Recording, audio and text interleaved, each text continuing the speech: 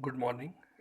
So today topic is about the losses in the optical fiber. Losses in optical fiber.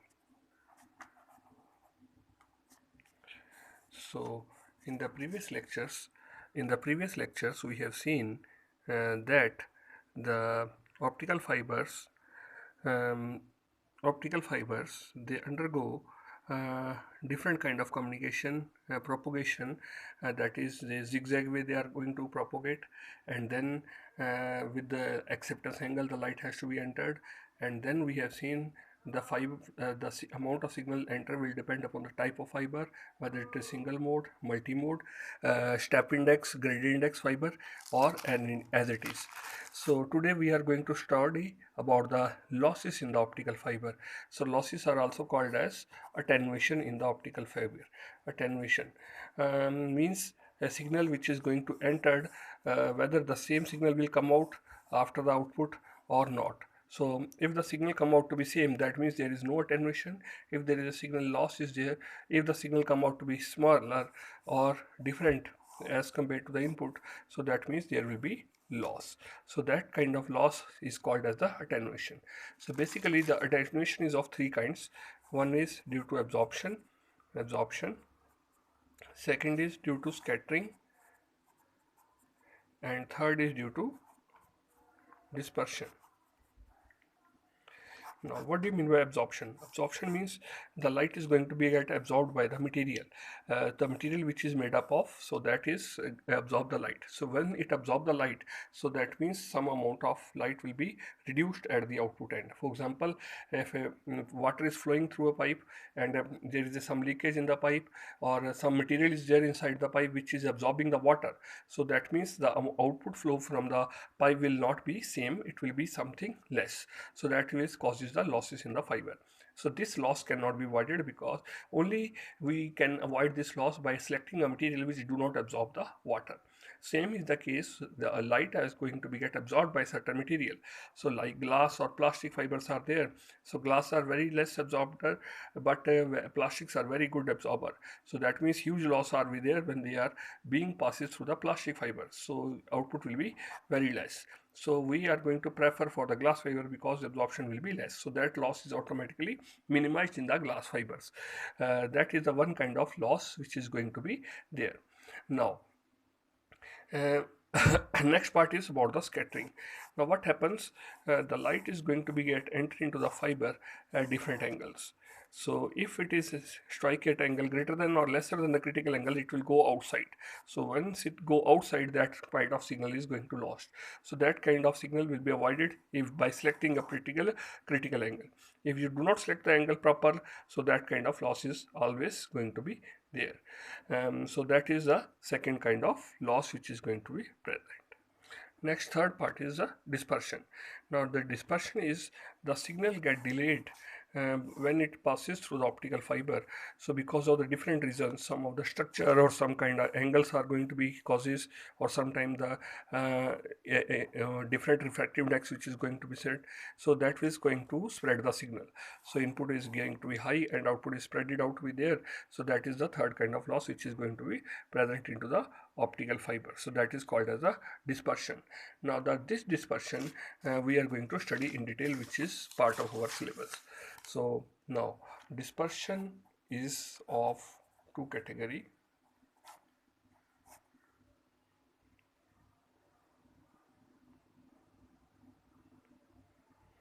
Dispersion is of two categories. One is called as intermodal and second is called as intramodal dispersion. So these are the two kind of dispersion which is going to be there inside the optical fiber. So we will discuss one by one. First of all, what is intramodal, and second is one intermodal. Now let me clarify what difference between intra and inter. Intra means, let us say single fiber is there and one signal is passing through it, and when that signal passing through it, it gets broadened out and spread it out or dispersed. So that is called as the intramodal. Let us say thus 10 signals are going to be there, and only one signal is allowed to pass through it, and that signal is going to be spread it out. So that is called as a intramodal dispersion, means only a single mode is going to be spread it out. Now let us say there is a particular fiber where different signals are going to be allowed simultaneously to be entered. So when they are allowed to be entered differently, so all the signals will be spread it out simultaneously. So that is called as a intermodal. So a single wave consists of different modes which is going to be entered, and all the modes are going to be spread it out. That is called as a intermodal spread. So dispersion is basically also called as a pulse broadening. So the pulse is going to be get broadened. So that is called as a pulse broadening. Now we will clarify or discuss the reasons behind it. Now, first of all, the major part is about the intramodal dispersion. Now, the intramodal dispersion occurs or happens to occur because of the two reasons. One is called as a material dispersion, due to material dispersion, and second is due to wavelength. Wavelength. Now, what are these? Let us discuss one by one. Now, first of all, let us start with the dispersion within a single mode. Since we know that the group velocity is inversely proportional to the wavelength, Vg is equal to c upon lambda. Inversely proportional to depends upon the wavelength.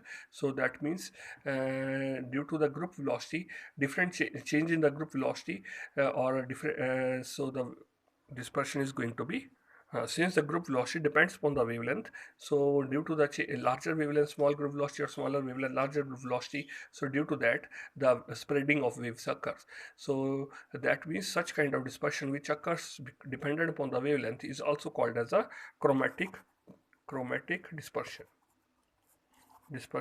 Chromatic means different colors or different wavelengths are going to be spread it out, because they are traveling with different speed. So that is causing the dispersion. Now, how do the dispersion occur? We have discussed that there are two reasons. One is material, another is waveguide. This material dispersion, where it depends upon the spectral width of the light. Spectral width means in what region the line is going to be this staggered. For example, red light is there, it has wavelength from 5460 to 5498 angstrom.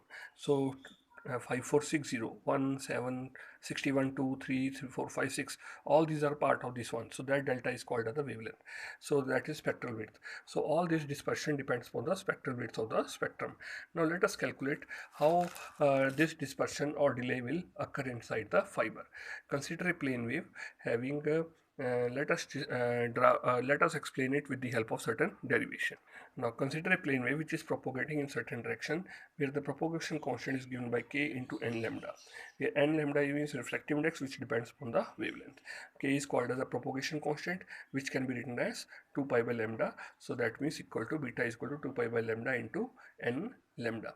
Now we know that group velocity, so basically we have discussed that it depends upon the group velocity. So group velocity per unit length in the direction of the propagation of the wave, that can be written as c into dk by d beta. So that is change in propagation constant divided by the change in this beta. So that is called as the propagation constant, and k is the wave number. Now we know that group velocity is also equal to the length in which the wave is being traveled, distance traveled by the pulse, and t is the time taken. Now k is the wave number, which is equal to 2 pi by lambda, and beta is the propagation constant. Now that can also be written like, because we know that velocity is equal to distance upon time, so that is L upon tau g. So L upon tau g, that is, so since we know that velocity is equal to group distance upon time, so which is equal to L upon tau g, that is equal to L upon this one. So that is how group velocity can be correlated by two way. Now we can correlate them, that is this one, L upon tau g is equal to c into dk by d beta. So, or we can reverse it out by Tg by L is equal to 1 by C d beta by dk. So now we can, that is time taken and the distance traveled divided by 1 by C into d beta by dk. So that is change of propagation constant with respect to change of propagation constant with respect to wave number. But we want this relation to get in terms of lambda. So how to get it that? Now we know that k is equal to 2 pi by lambda, so we can find the dk. dk is equal to minus 2 pi by lambda square into d lambda. So this value we will put here. So when you put it over here, so it will be minus 2 pi d lambda, and lambda square will go to upper side. So that is equal to minus lambda square upon 2 pi c d beta by d lambda. So that is the particular part which is equal to Tg upon L will comes out to be minus lambda square by 2 pi c into d beta by d lambda. So that is the part which has come out to be there. Now we can put the values of different parameters, that is d beta by d lambda, and all other parameters, and got this formulate equation that is called as a equation A. Now we can put this value of beta in this equation. That means beta already we have taken in the previous equations, 2 pi by lambda into n lambda. Now d beta by d lambda. So that means here there are two parameters that will be differentiated by parts. That is 2 pi by lambda into n lambda. So that is u into v. So that means 2 pi by lambda square into n lambda plus plus 2 pi by lambda into dn by d lambda. So that equation comes out to be the value of d beta by d lambda. Now we call this as equation 2. Put this value in equation 2.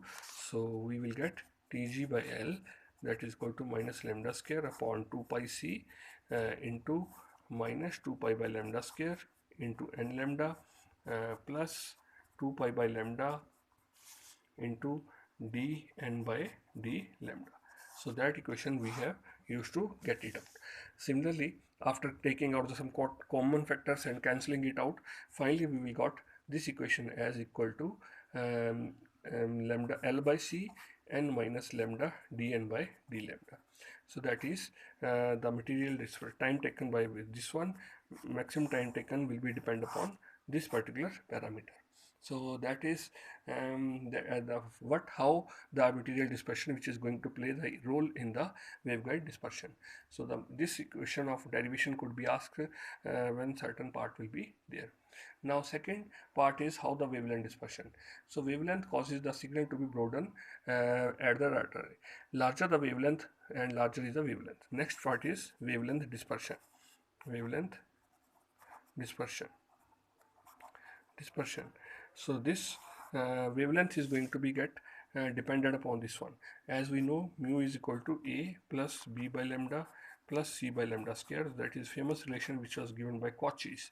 So Cauchy's relation has been given, that is it is a constant, so B mu is inversely proportional to wavelength. So that means the longer the wavelength, the longer the wavelength, the more is the smaller is the dispersion. So that means wavelength dispersion causes the signal to broaden by limiting the data rate, and by changing the suitable refractive index we can reduce the or we can take the longer wavelength. For taking for a particular refractive index we can take a longer wavelength so that the data can travel at faster rate. So that is an optimum value is being required for this one. So that means this kind of things can be sorted out by selecting a particular wavelength of light for a particular refractive index of the material. Otherwise this will causes a losses. If there is a mismatch between the refractive index and the wavelength, there will be mismatching and which will cause delay in the optical fiber. So this was about the main reason for the intramodal dispersion.